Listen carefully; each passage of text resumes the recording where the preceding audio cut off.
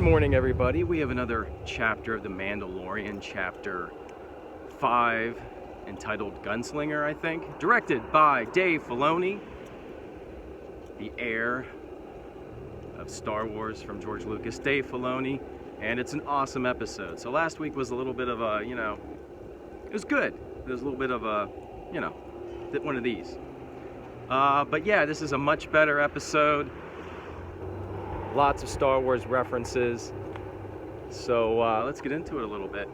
So Mandalorian, he's attacked in space. That's cool. It's the first time we saw that. And he has to crash land because he needs repairs on Tatooine. We go to Tatooine. We go to Mos Eisley Spaceport. That is awesome. It looked great. It looked better than it's ever looked. And this is a television show? So that was super cool, and we see all kinds of things. We run into this lady mechanic, who at first she bothered me, but then I ended up really liking her. And pit droids, 3 pit droids working on his ship. That is so cool. And then he goes to the cantina.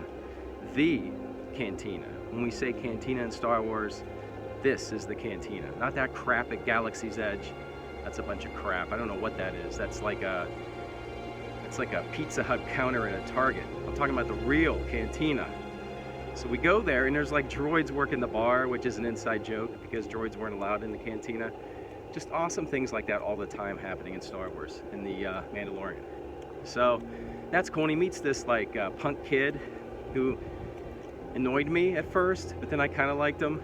And since he annoyed me, it's okay because, he gets taken care of by the end.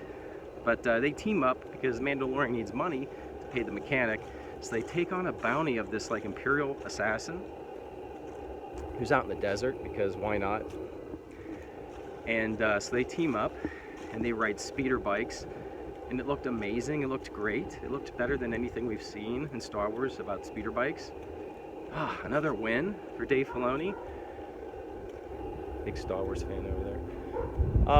And then they get to the desert to see the assassin. And who's the assassin? The assassin is Agent May from Agents of S.H.I.E.L.D. And I didn't know that. So when they first showed her, I was like, who is this? It looks familiar. It took me a while to figure it out. But Agent May, man, that is awesome. She was great. She was great. She was tough. She was dangerous. It was better than Agents of S.H.I.E.L.D. And then, they track her down. There's like a little bit of a, some sniper stuff going on. Super cool. And then they eventually catch her, but then this punk kid who teamed up with the Mandalorian, because the Agent May is like, hey, why are you going after me? You should go after the Mandalorian because he's got the child, he's got expensive armor. You'd make a killing if you turn on the Mandalorian. And so he does. But he shoots Agent May because he says, well, I don't need you then. So this punk kid turns bad. And that's okay with me because the Mandalorian kills him. Does he kill him? Yeah, he kills him. And his ship is fixed. And all is good in the world. But I will say at the very end, there's a new bad guy with like spurs. You gotta have spurs. This is like a Western.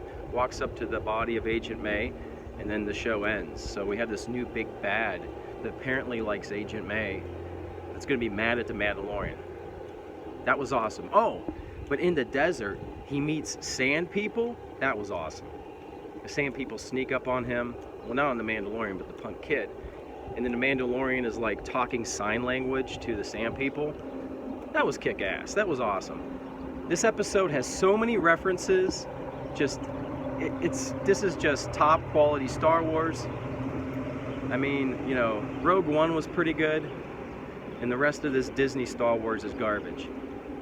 And we're about to see a big pile of garbage in what, 2 weeks? Less than 2 weeks? Can't wait for that. All right, but another hit. Another awesome job by Dave Filoni and the gang. I'll see you soon. I will see you on the news.